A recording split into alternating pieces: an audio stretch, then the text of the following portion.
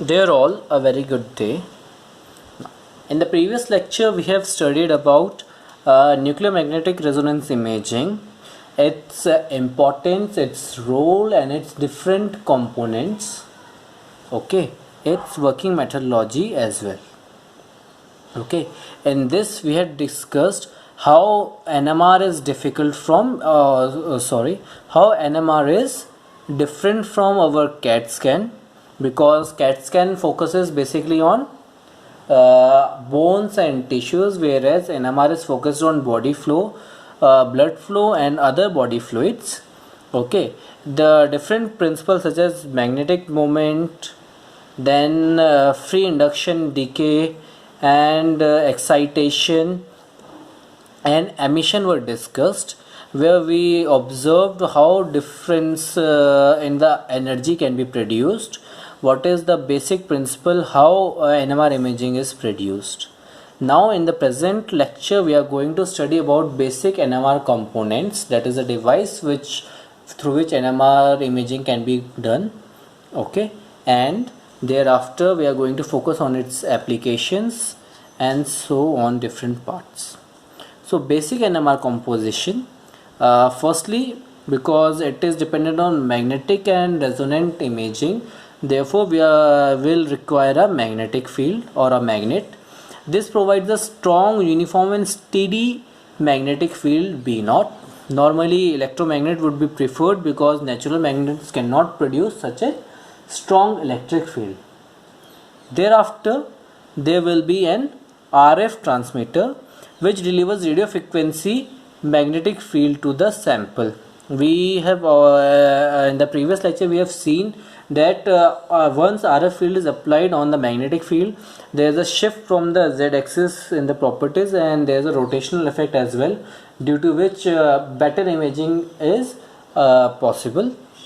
So if a RF transmitter is also included, then it will help us to get a better imaging quality.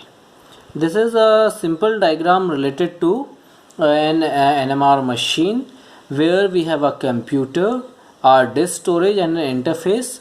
The interface is required for controlling all the different parts of this machine. Here is an RF transmitter and an RF power amplifier. A pre-amplifier is also there to amplify it to the starting range, and then RF power amplifier can be utilized. There is a transmitter coils and receiver coils. We have signal averagers, gradient power, and these are all for gradient power, which are controlling the gradient coils. Here is a magnet which is being utilized. Now magnetic field is generated through these gradient coils and are controlled, and these can be received and the transmitted and received through these transmitters and receiver cells. So let us look what is the system. Then third is a gradient system. It provides a time varying magnetic field of the for the control of non-spatial uniformities. Whatever non-uniform spatialities will be there, it will be controlled through gradient system. Then comes detection system.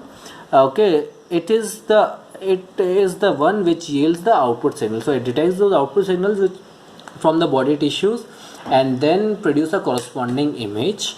Then there is an imager system, including computer, which reconstructs and displays the images. So once the system has been detected, based on the mathematical algorithms and formula, the mathematical system will produce, with the help of a computer, the image which will show us the proper conditions within the body, which can help in diagnosis purposes. Okay, so what is the image reconstruction technique that we are talking about?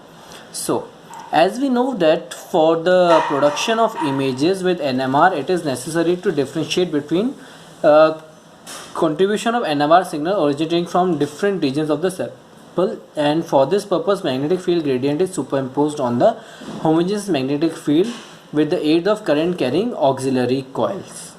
So what is done is that once we send a magnetic signal in the body, it is and receives it back, then what happens? The NMR signal originating from different samples is superimposed on a already defined magnetic field. Now, once it is superimposed on the main magnetic field, it produces auxiliary current in the auxiliary coils, or it may change the current in the auxiliary coils.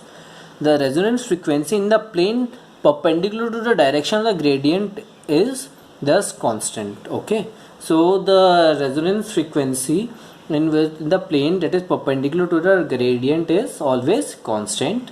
If the spectrum of NMR signal is measured and analyzed, then the spectrum amplitude of the perpendicular frequency corresponding to the signal contributes a nuclear rings in the associated plane which is perpendicular to the gradient. Sorry, nuclear spin, not rings, but it will produce a nuclear spin. So there will be spin in the nucleus, and which will be associated with the perpendicular with to the plane that is perpendicular to the gradient field.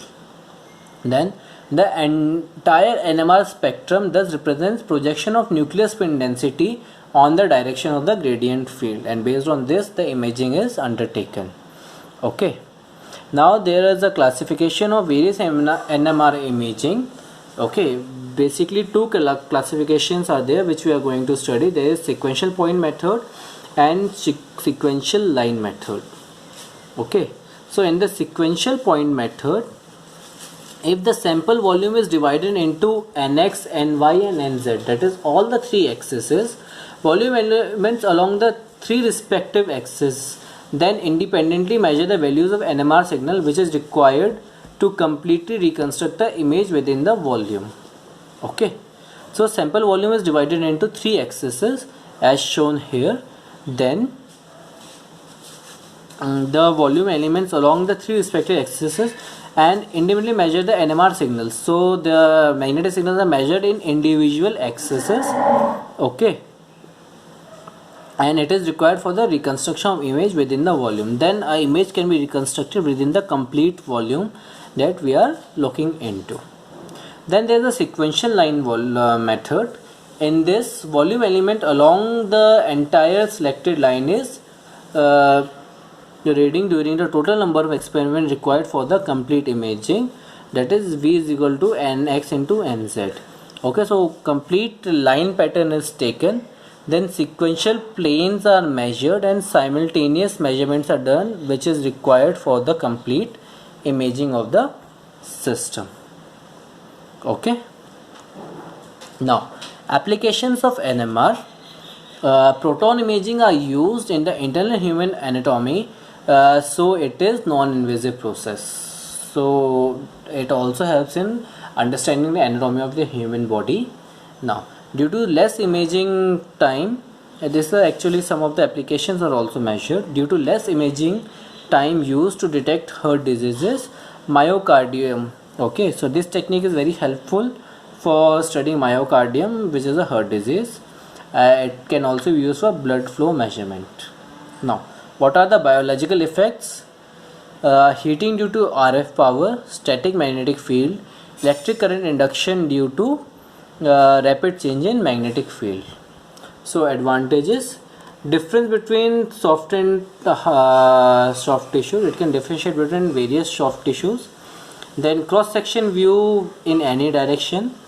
Okay, the machine does not have any moving parts, and it can produce a 3D image. Disadvantages: NMR signals are very low due to non-ionic RF field.